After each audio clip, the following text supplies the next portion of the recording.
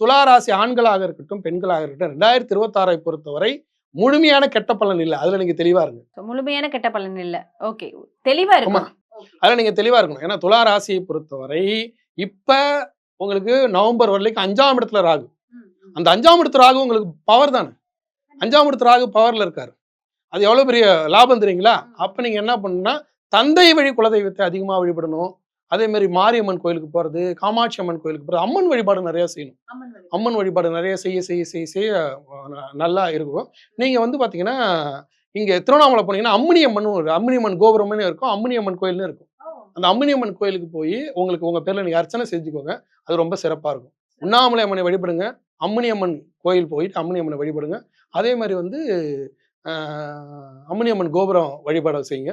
அதே 4 கோபுரத்துல ஒரு கோபுரம் வந்து அம்மினியம்மன் வரும். அம்மினியம்மன் கோபுரமே வரும். அதை வழிபடுங்க. அருணாச்சலேஸ்வரர் மிகப்பெரிய பலத்தை கொடுப்பார்.